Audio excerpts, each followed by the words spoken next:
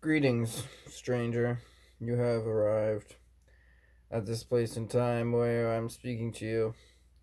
It is the end of September, and I'm speaking to you about the things of Allodium, the happenings, the events, the breaking newses, and whatnot. This just in, the solar system is completed. 6 panels, 4 batteries, 1 charge controller, 1 inverter, 48 volts of power, 148 volt to 12 volt DC converter, secured in the shipping container, running a dehumidifier and a trim machine.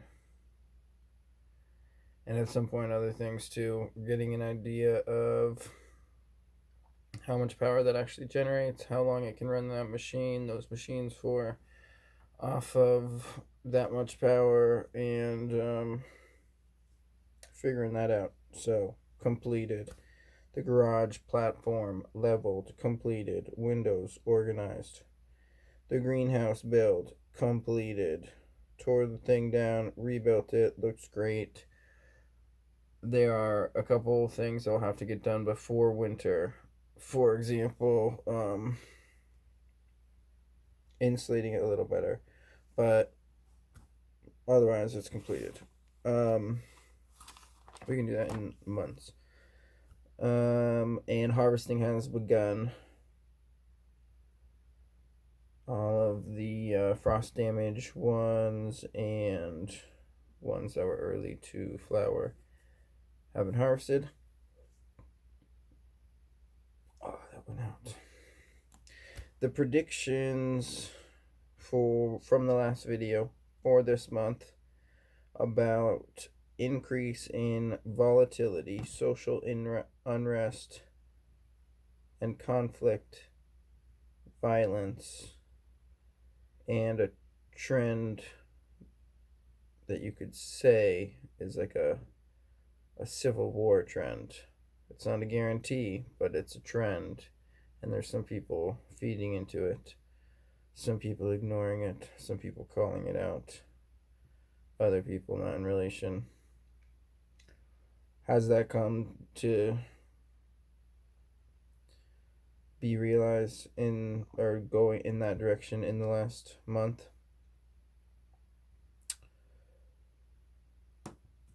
I don't know.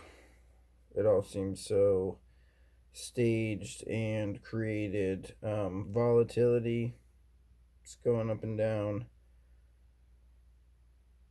It's hard to say month to month if it's increasing. There's a thing called the volatility index. I don't look at it. I don't know anything about it, but it's a thing. Social unrest increasing over the last month. I would say so. Civil war direction, still, well, you could say that direction, but it would be like way in the future if it was going in that way. Violence on the rise. Yeah, I've seen like, well, they seem staged, but like people driving through crowds of protesters and getting like chased down and beaten, and protesters taking over the streets, but they're not really protesters. They're like violent mobs that are trained, or they're led. The mobs are led by people who are trained in that mentality of how to manipulate mobs, because people act differently as individuals than as mobs, but people know how to interact as individuals, but they're not used to how to interact as mobs. And there's a whole schools of warfare and whatnot about how to utilize mobs. So you'll see people show up to a peaceful protest and they have good intentions, and then you will have something going on the side that is more extreme or violent, or is a way to capture the momentum of the greater mass towards something, or a way to discredit the greater mass through some senseless violence. And these things can also be fabricated with money, like a production. So it's hard to know what is actually real and what's actually fake news. Um, but I would say that those are all kind of going in the same direction and seem to be on the same trend. More inflation on the same trend, more faltering economy on a long term depressionary mentality where what we're told is like fake numbers and you must comply, and the dissidents become the enemies of the state because the state has to mandate a fictional reality because it can't face the other reality, the reality that it is the source of the instability that disrupts the free market, which is a self-regulating ecosystem, and all of these central institutions and central mandates, centralized systems of power and control and money creation, and like the monopoly on the privilege of creating currency. That's centralized control. So that's what we have in the external reality in Allodium. What we have is currency created daily by the appreciation of every member. So that's like a UBI. We've already got the UBI. Everyone gets a token every day. We've got an incentive for work, and similar to it could be um, what you would do as far as what we think of as the government, but you could do those jobs like a road crew or security or some sort of administrative function, and that work can be facilitated without it being governing, but it can be through voluntary action in order to get those organizational functions completed. And we'll demonstrate how to do that cooperatively in a symbiotic fashion without the need for any threats of force, but just through the incentives of the currency system. Just like the U.S. dollar currency system is incentivized to create debt and enslave the world with debt, which is then controlled by a central organization, which can then control the debt, the enslavement of the entire world. We can show you how a different incentive system can liberate people so that they can thrive symbiotically and um,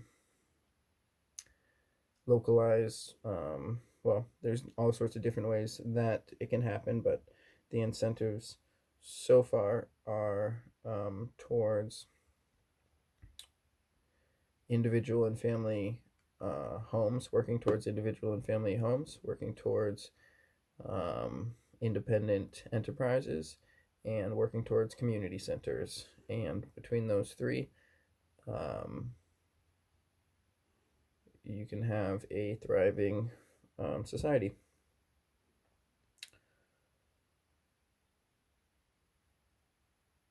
Wrapped up the stuff from the last video. Other things in the last month, the harvest has begun. I think I already said that. I guess there was two frosts, which was very worrisome, unseasonal, very early.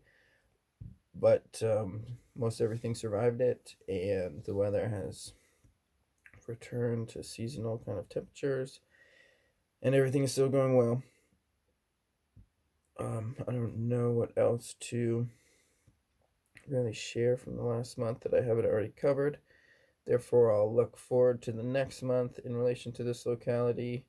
It's going to be a lot more harvesting, drying, and processing.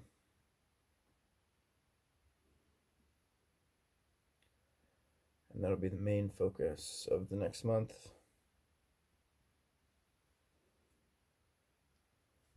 As far as the macro sort of perspective of what else has kind of been going on,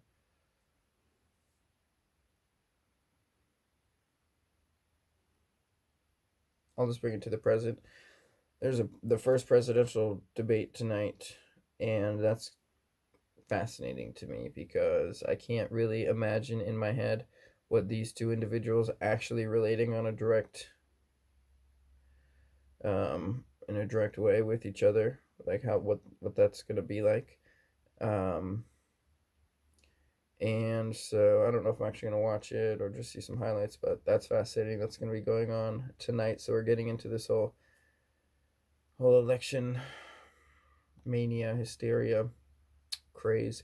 Ron Paul had a stroke. It was terrible.